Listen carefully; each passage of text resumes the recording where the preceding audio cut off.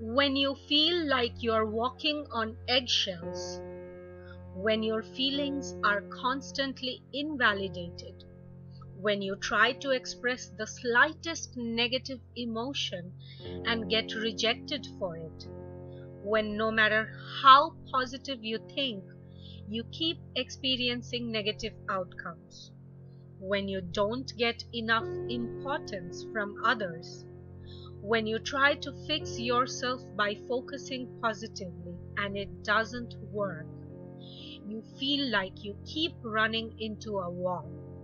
What exactly is happening? When the famous movie The Secret was released, it revolutionized the concept that we create our own realities, consciously or unconsciously, by dint of the law of attraction. Since then, every Tom, Dick, and Harry and their father is telling you to think positively, as if positive thinking can erase all the so-called negative experiences from our lives and make us happy. Some concepts floating in our human consciousness are: happiness is a state of mind.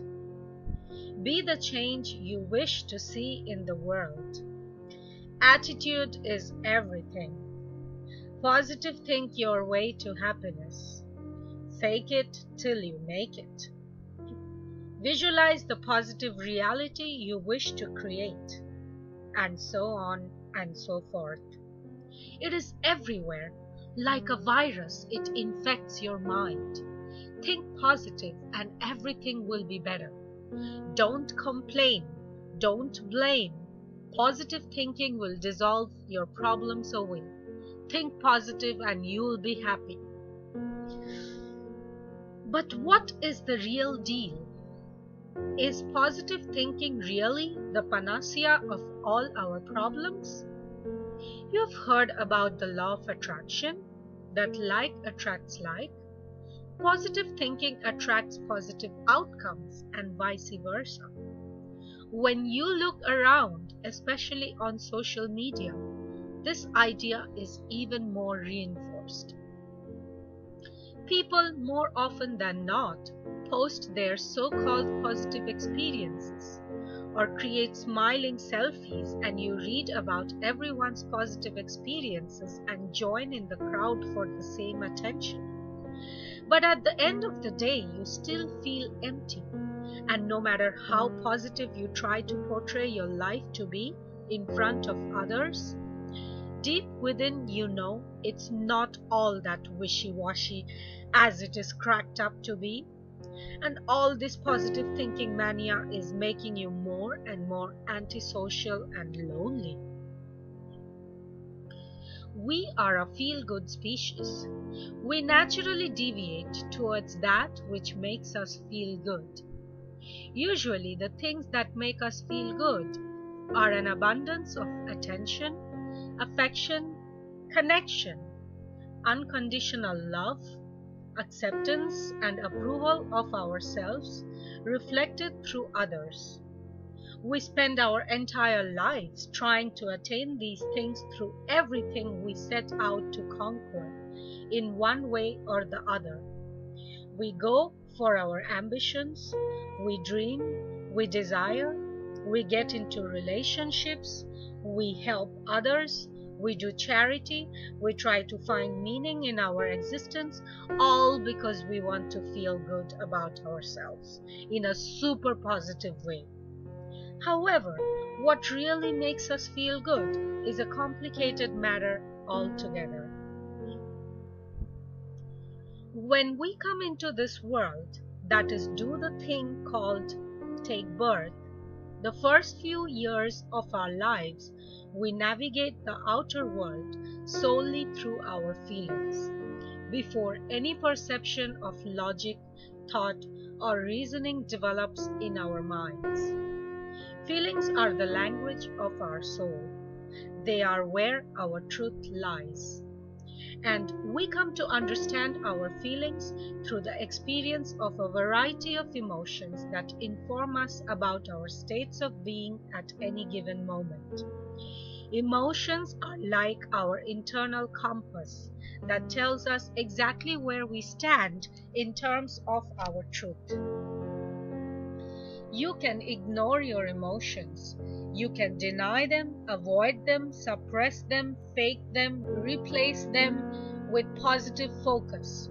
And it even seems to work for a while. You see the manifestation of your positive thoughts in your external reality, and you get excited.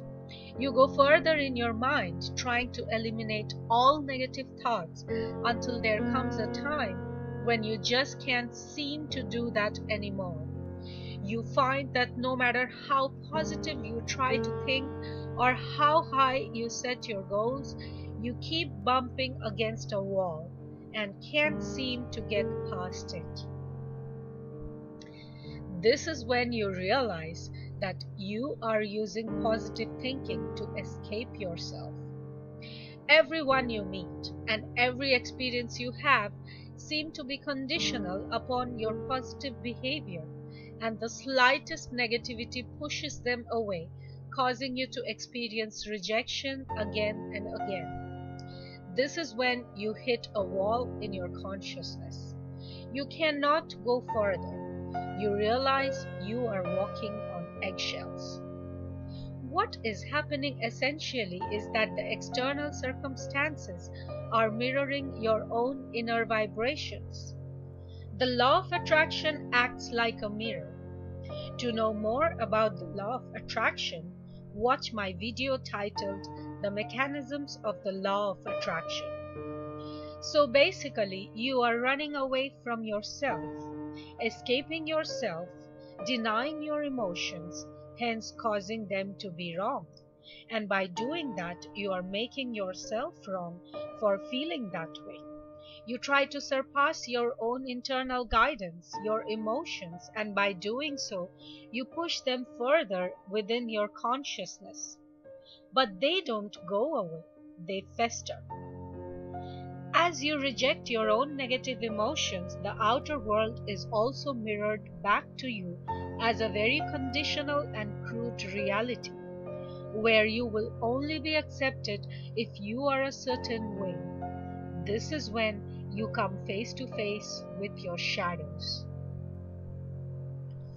We are here to attain self-realization. By avoiding parts of ourselves, we cannot realize ourselves. There is no shortcut to enlightenment. We cannot bypass ourselves, deny our states of being, or whitewash our way to nirvana. We need to deal with our negative emotions, understand their message, and what's causing them to come up in a certain way. Remember, emotions are our compass, constantly informing us about our states of being, and thus impacting our feelings. We are first feeling beings before we are human beings. Causing any of our feelings to be wrong is essentially causing ourselves to be wrong. Anger, for example, is a cover emotion. Behind anger, there may be a feeling of disappointment that someone didn't meet our expectation. Behind the disappointment may be hurt or sadness, and behind that sadness may be a feeling of unworthiness, a feeling that says, I'm not important, or I'm not enough, or I'm not valued. I keep getting disappointed with the way others treat me. This is the feeling we need to deal with, buried deep within the trigger emotion anger. This is where we need to explore our own subconscious for the key. When we are born, ideally we are deserving of unconditional love, acceptance and approval that we come here to experience. Our parents, our primary caregivers, are supposed to give us this unconditional love. However, our childhood is marked with all kinds of not so good experiences. We are born into a society that trains us to struggle, compete against one another, and endure hardships. Our parents impose on us all kinds of rules and restrictions to discipline us so we can fit into the norms of society. However, society itself is a variable depending on which part of the world we are born and which soul group or culture and belief pattern we incarnate into. So, anytime we don't experience this unconditional love from our primary caregivers, who we trust with our lives for survival, we experience trauma, especially as children, causing it to mean that there is something wrong with us. We thus develop all kinds of coping mechanisms or ways to win our parents' unconditional love. We try hard to ace our exams. We behave in ways that will receive their approval, and sometimes when we can't abide by their rules, we turn the other extreme, becoming rebels, breaking the rules. It's cool, we say, trying to create our own way. Or let's say, as a child, every time you wanted your parents' attention and went to them, they were extremely busy and hence ignored you or asked you to play by yourself, gave you all sorts of gadgets to play with, but their time. You as a child didn't have the capacity to understand their busyness and caused it to mean you are unlovable as you felt rejected or unimportant to them. You had no way to demand their time or attention, so you coped and buried yourself in your toys. Thus, you believed you weren't important to them, or you started hiding parts of yourself that you felt won't be approved of, and hence began to experience love as conditional. Now, as a grown up, you keep experiencing circumstances in life, at your job, with your peers, or family where you never get to experience importance. It's become a belief pattern within your subconscious mind. This part of your consciousness that is caught in childhood is resisting all your present actions or positive thinking to create likable outcomes. And thus, it's in control of most of your life experiences. It's the dominant vibration within you. So, what happens is a part of your consciousness remains locked up in your childhood, unresolved in the past, buried in your subconscious mind, and another part of it moves forward into the present. Your consciousness fractures, and you experience dissociation. This creates pain, unrest, dissatisfaction, unhappiness, the manifestation of all kinds of diseases, a nagging feeling that just won't go away, and you have no idea what's going on. It is the part of your consciousness that is locked up in the past, is what resists your attempts in the present. It is in charge of you. As time passes, the gap between the different parts of your fractured consciousness grows bigger. It is these fractured parts of your consciousness that are seeking integration and showing up as negative outcomes. The desire to become whole may make you seek help, like try meditation, read self-help books, go to a retreat, think positive, listen to motivational talks, do healings, etc., etc. But those external attempts cannot unlock the hidden subconscious trauma buried within deep our minds. Buried deep within our minds. These spiritual practices might instead put you at a place of even more self-conflict. Those who do succeed in overpowering their subconscious may find real success in life, like an excess of abundance or popularity, but many of them may still find themselves locked up in the past, lonely, suicidal, or manifest chronic illnesses from addictions, etc., because they are still not looking into their subconscious. Externally, they are trying to find themselves, but by doing that, they are still running away from themselves. So, what is the solution? Emotions, especially the negative ones, are constantly informing us about our own past traumas buried deep within our subconscious, mostly from childhood, because that's when most of our beliefs are formed. When we resist these difficult emotions, we keep them there. What we resist persists.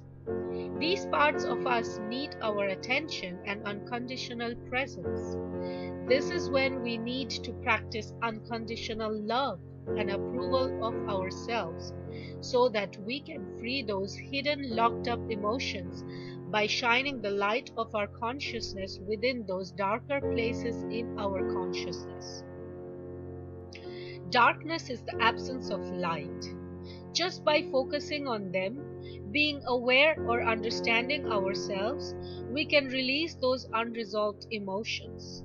Shadow work simply implies radical self-acceptance. If you have used positive thinking and reaped positive benefits in the past, you have enough light of consciousness to delve deeper.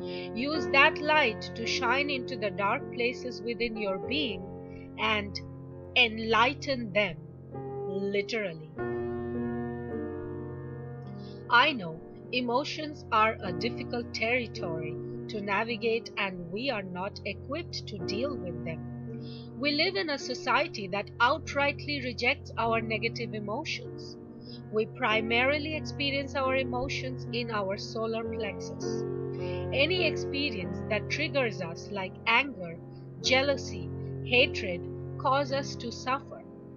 The goal is to move the energy from the solar plexus to the heart center where you can experience unconditional love. So you still feel the same emotions, but you are not so attached with them anymore. So they pass by quicker and get freed. You will still experience those emotions, but now they won't create suffering or association because you are not at the mercy of your emotions anymore. But how do you cause this energy to rise from the solar plexus chakra to the heart chakra? Definitely not by avoiding your emotions, but to embrace them. This can only be done by expressing your emotions and acknowledging how you feel. You have to look within your subconscious and find the inner child that is still hurting from any experience in your childhood and give it unconditional love and attention in order to free them. Many people are walking with the emotional maturity of a 5-year-old child because their inner child, those subconscious traumas, are still holding them hostage. By giving attention to those unhealed parts within and shining the light of our love can free us from our past. Even if you cannot express your emotions to others, acknowledge them to yourself. Don't bypass yourself. Try to surround yourself with friends, people who will validate your emotions. It is not necessary to always be right in order for our emotions to be validated. Everybody has the right to feel the way they feel, given the situation they are in. Feel them, navigate them, understand what feedback they are giving you about you. Which aspect of you is in need of your attention and approval? Go within and nurture. Cradle that aspect of your consciousness. Usually it's the little inner child that resists all the conditioning of society. That part of you is in control of most of your life experiences. So you hit the wall and come against yourself. Until you learn to unconditionally love, accept, and approve of yourself, that experience will elude you from your external circumstances too. You may create a facade of your personality and have one self of you behind closed doors and another self that you show to the outside world.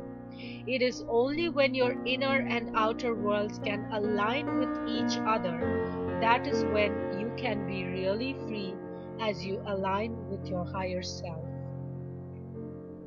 Let me give an example. Let's say you have a very serious and intense personality. When you are in a state of rejection, all the external people's relationships, circumstances will reflect back to you what is wrong with you. You take self-help courses, you go for retreats to change your personality, and you notice that you are only accepted when you do so. Whereas if you are in acceptance of this personality trait, you will meet people who will actually like you for your intense personality, who will see the gift of you being that way and will welcome your way of being as an added flavor in their lives. Do you see the difference? When you do this inner child work, you will often reclaim your authentic confidence, renounced potential. You may find that your entire life changes, career path changes, and everything is turned upside down.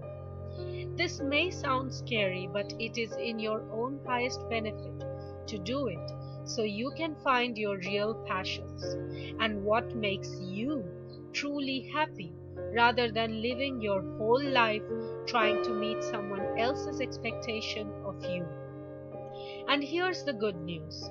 Positive thinking works in our favor when there is no resistance.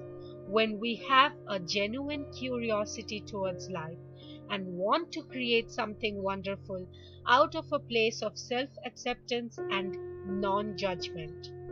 However, when positive thinking is used to escape ourselves or our negative emotions, that is when they can harm more than heal.